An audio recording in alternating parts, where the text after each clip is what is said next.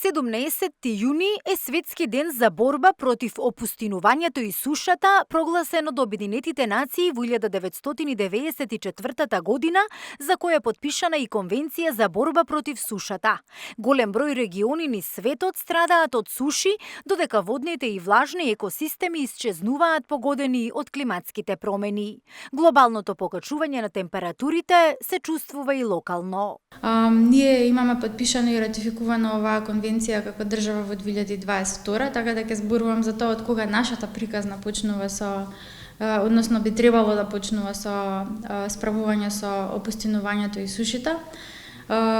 Генерално започната целата дискусија во рамки на меѓународни рамки започната од кога е забележан пораст на глобалните температури и драстичен пораст на глобалните температури и нели забележуваме не само во нашата земја, забележуваме и во рамки на целиот свет, нели во рамки на сите држави, не само оние кои се потписници на оваа рамковна конвенција, дека има екстремни временски услови, некакви екстремни временски настани.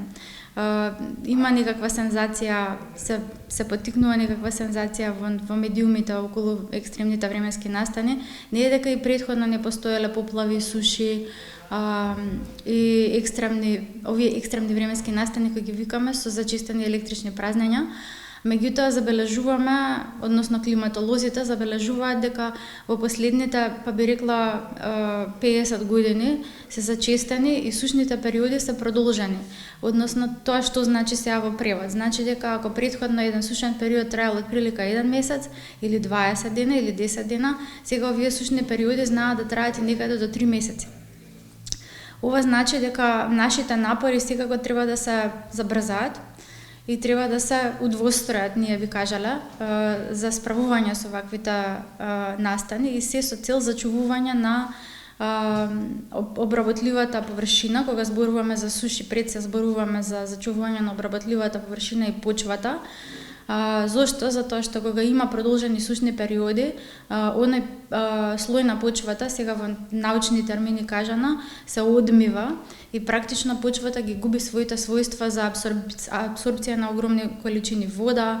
Ние не можеме повеќе да садиме на таа почва, односно ја губи својата способност да биде плодна почва, нели?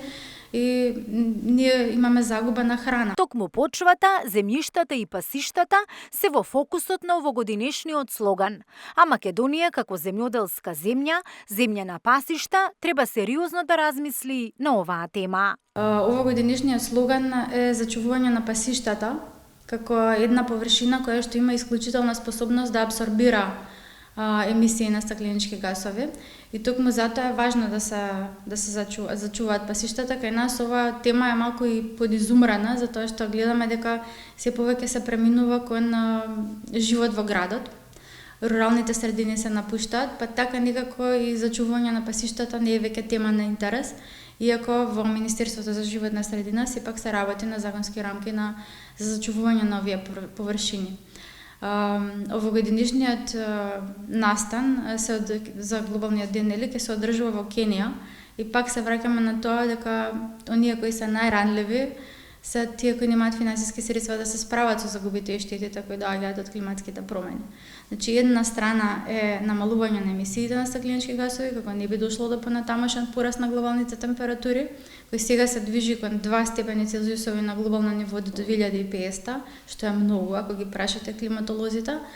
И од друга страна, мораме да се подготвиме за она што знаеме дека ќе следува. И сега се најавени кај нас во државата топлотни бранови. Тоа значи продолжен сушен период. Во следните месец дена можеби ќе трае тоа и повеќе. Што правиме ние како држава, кој што прави за да се подготвиме за овие топлотни бранови сушни периоди и како ќе ги надоместиме штетите и загубите кои знаеме дека ќе настанат од овие топлотни бранови. Знаеме дека ќе има екстремни временски настани, можеби бури со електрични празнења кои ќе предизвикаат материјални штети. Македонија е особено ранлива на климатските промени поради своите географско и социоекономски карактеристики. Кои се идните и итни мерки? Што требаше да направиме уште вчера? Ова е нешто што итно треба да се направи. Ако мене ме прашате како некој што работи во секторот климатски промени подолго од 10 години, треба да донесеме некаков закон за почви, односно требало да имаме закон за почви, кој што обезбедува вакво зачувување, справување со деградацијата на земјиштето. И се ова значи дека ние се уште немаме законска рамка која што обезбедува справување со опустинувањето и сушите, и дека досега сме немале. Исто така, нешто што недостасува кај нас како држава е национален план за адаптација, односно прилагодување кон овие екстремни временски настани. Тоа знаеме, се покажа како реалност со пожарите нели во 2024 и 2025, особено во 2024 кога имавме огромна површина на шуми опожарена. И се ова последица од тоа дека ние ги чувствуваме како држава екстремните климатски настани, меѓутоа немаме механизми кои што сме требале да ги имаме да се справиме со нив. Меѓутоа, ако немаме стратегија и план, ако немаме национален план за адаптација, ние не знаеме која институција има каква улога во целиот систем, односно која институција што треба да превземе, од каде ќе ги најдеме финансиските средства за тие системи за мониторинг, што е планирано, што е потребно да се направи. И значи, временска рамка во која би требало да се спроведе тоа. Климата е променлива. Ставовите, стратегиите и мерките треба да бидат постојани.